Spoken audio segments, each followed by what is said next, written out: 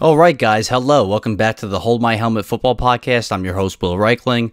We got some interesting stuff today. CJ Stroud, he's been talking a lot over the offseason. We all saw the video with Micah Parsons where they're kind of chirping back and forth. Now we're hearing he's got some comments about Aaron Rodgers. My Aaron Rodgers on the New York Jets. I got the helmets over here. I got the Tyreek Hill poster. Welcome, Tyreek. Welcome, Tyreek. Also, Justin Jefferson, the highest paid non-quarterback in the NFL now. Lots of wide receivers signed this offseason. Lots of teams with 2 wide receivers in the top 10, top 20 as far as annual average value. The NFL has topics every week, every single day. This is kind of a period of the NFL. Like, this is the golden age right now. It might not always be like this forever. Like, the NFL might not always reign supreme forever and ever and ever. But right now, it's like really on top to where it's a main story. There's like a main storyline every day, even when we're like in the thick of the offseason. So keep following me, keep supporting me, and keep watching my stuff. Let's do it.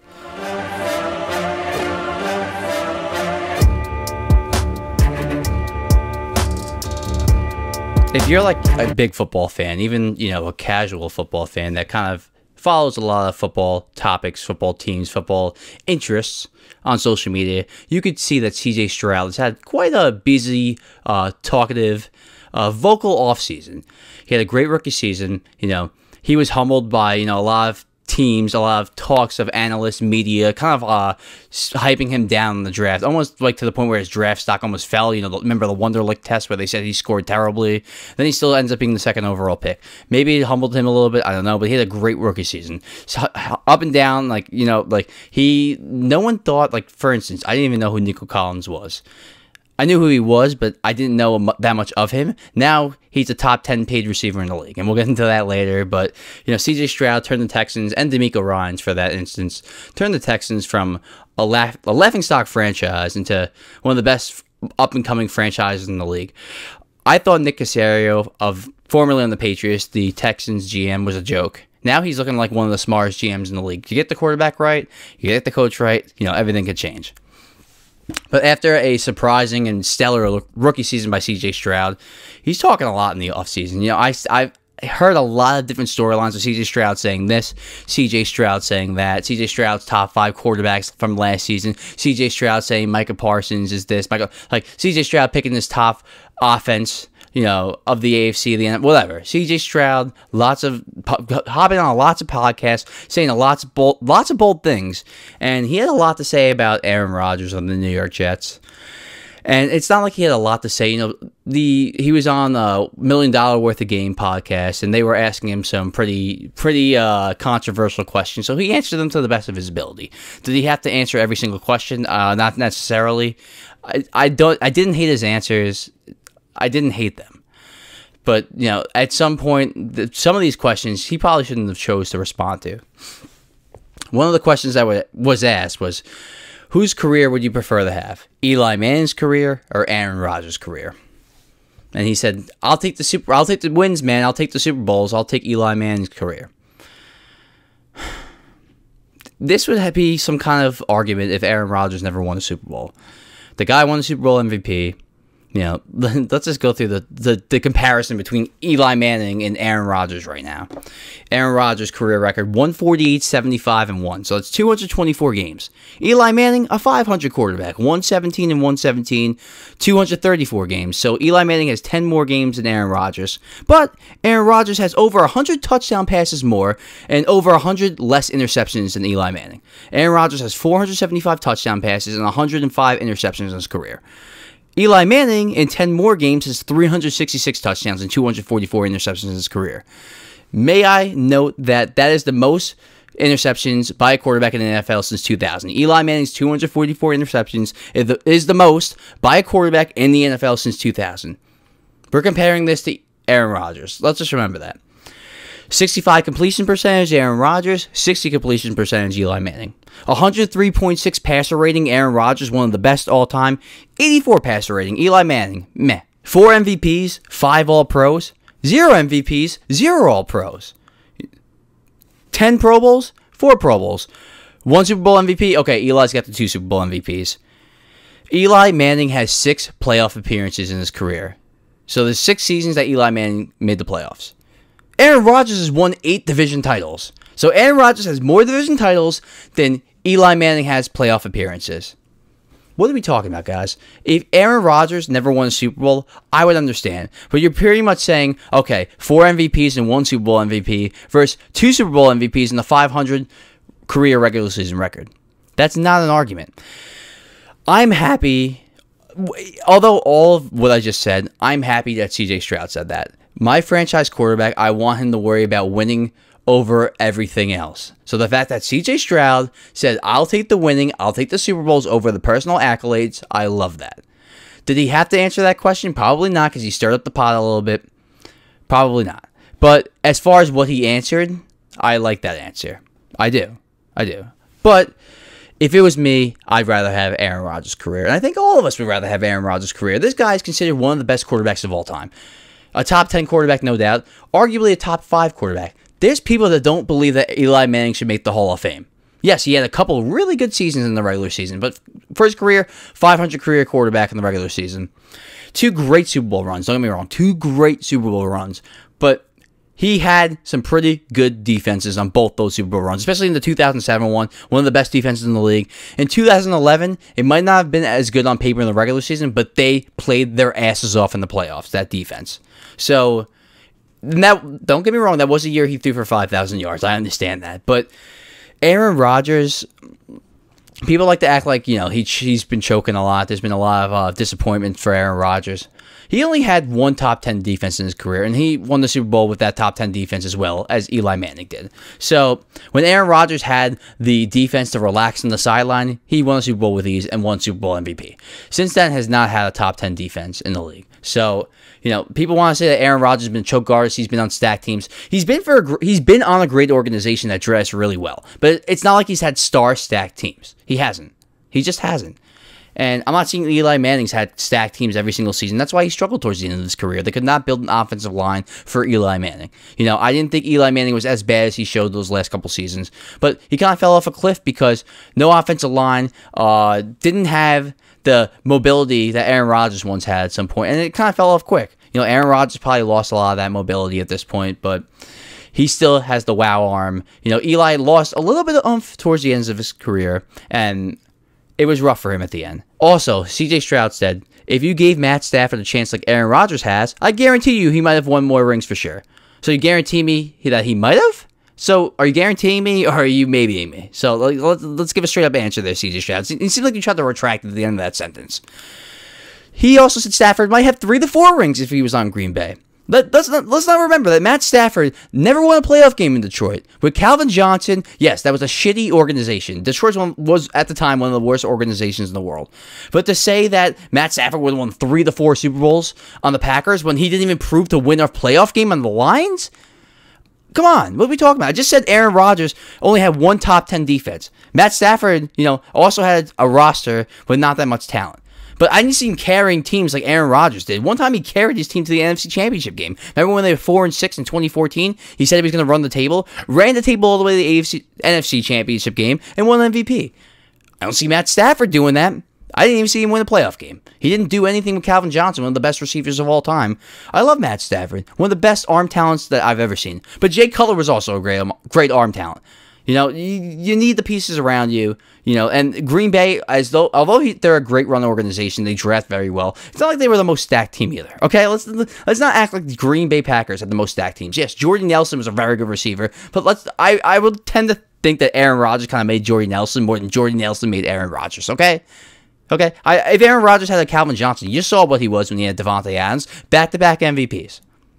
So what are we really talking about here, guys? Love Matt Stafford. I think Eli Manning's a Hall of Famer, but we're talking about a guy that's top 5, top 10 all time. It's almost like to the point where you're like saying about, okay, I prefer Eli Manning's 2 Super Bowls over Aaron Rodgers' 1. So do you think Trent Dilfer had a better career or Dan Marino? Because I would have taken Dan Marino to be remembered as one of the greatest quarterbacks of all time than a guy that was a surrounding cast member in a Super Bowl victory for a team that had one of the best defenses of all time. Okay, people remember that as the Ravens winning the Super Bowl in spite of Trent Dilfer. Not because of Trent Dilfer, although he did make a big throw in the Super Bowl.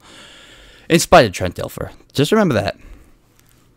And Aaron Rodgers is handling all this as great as he possibly could. I really feel like Aaron Rodgers said all the right things in the offseason. And that was very prone to in the regular season of last season when he was putting all the attention on himself about coming back at the end of the season. I was saying, I'm not liking this guy more and more every day. But he has said everything correct in the offseason. He said, hey, if we don't get it done here, we're all out.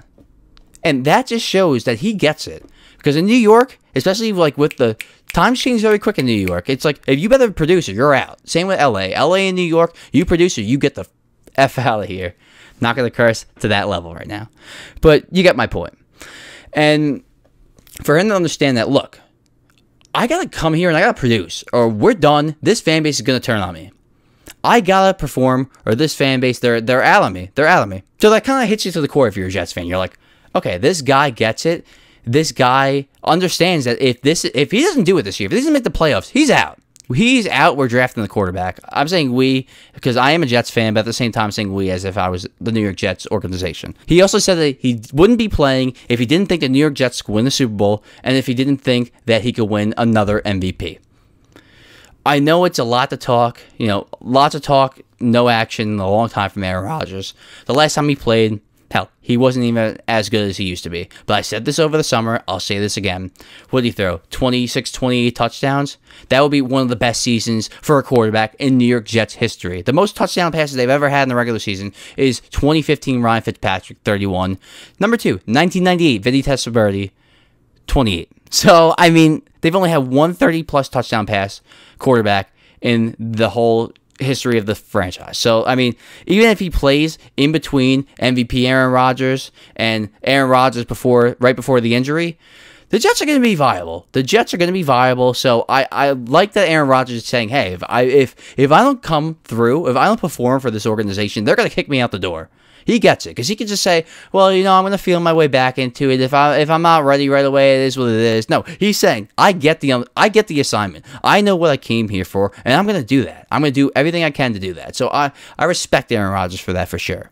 As far as CJ Stroud, I do think he's already become a top 10 guy. To take the Texans from one of the worst teams in the league to one of the viable AFC contenders in that tough AFC, so much respect for the guy. And they've done everything in their power, the Texans, to add to that organization, to create a Super Bowl ready roster. Bring in Stephon Diggs, adding Danielle Hunter.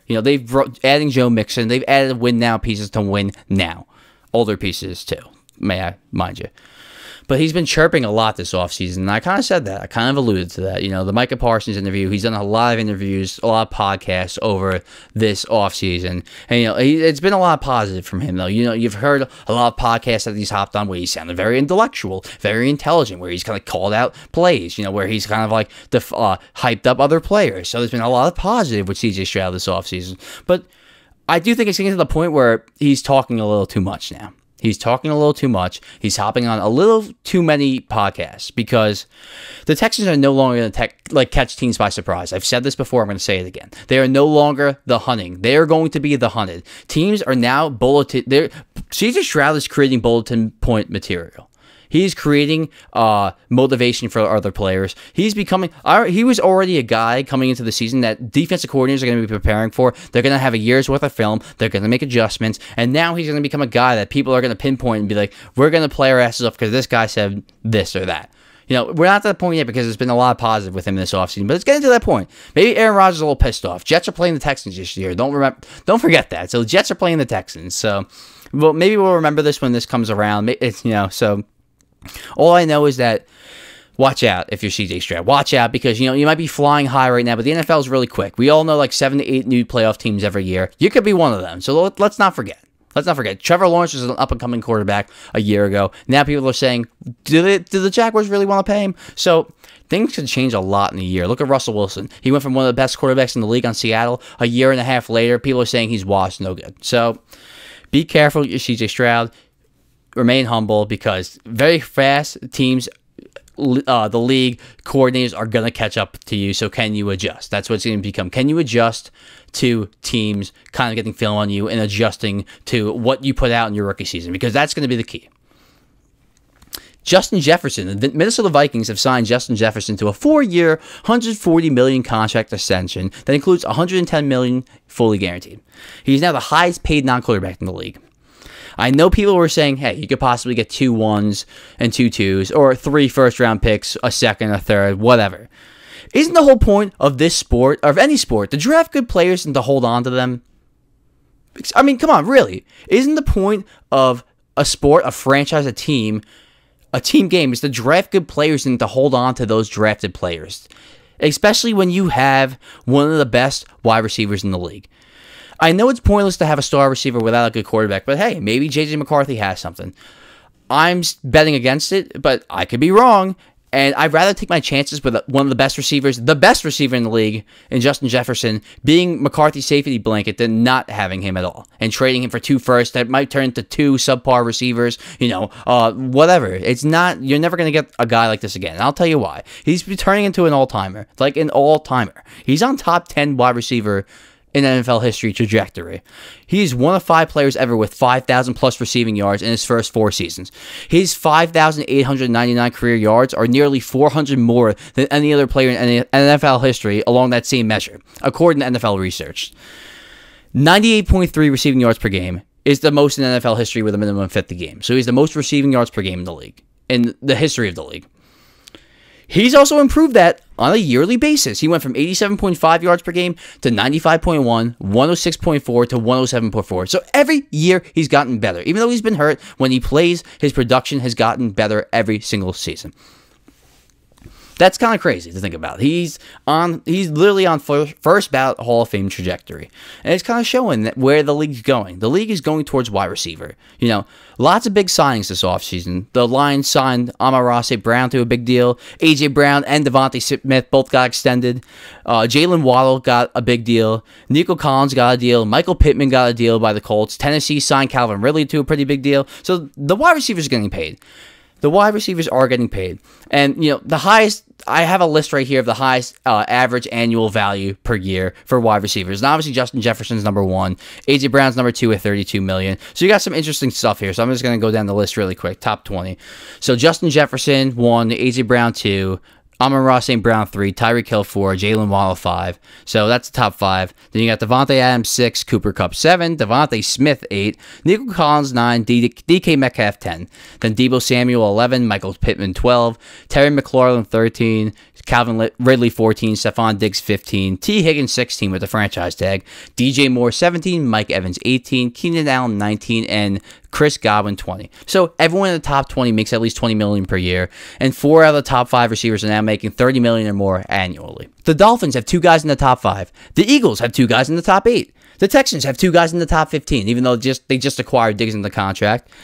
The Bucs and Bears have 2 guys in the top 20. All of this has kind of shifted towards offense. It really has. Because if you look at all these guys at the top, they're all the top guys in the league. And all these guys are on winning teams, too. Justin Jefferson and the Vikings, they've been in the playoffs every year, other than last year. A.J. Brown and the Eagles, they were in the Super Bowl 2 years ago. Amon-Ra St. Brown and the Lions was in the NFC Championship game. Tyreek Hill and Jalen Waddle, both on the playoff team, Dolphins.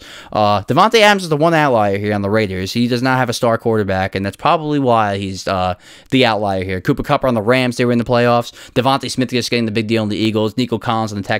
You see a trend here of playoff teams having receivers with top dollar money.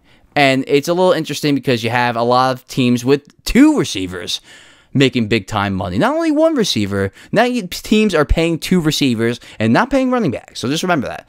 So teams are trying to stretch the field out with a new style of the league, and it's just showing more and more every day why offense, why receiver, and why the passing game is becoming more and more and more important. So that's all I got today. I will see you next week. I got the NFC predictions, the NFC playoff and NFC standing predictions next week with Dylan. So I will catch you next week. Thanks, guys.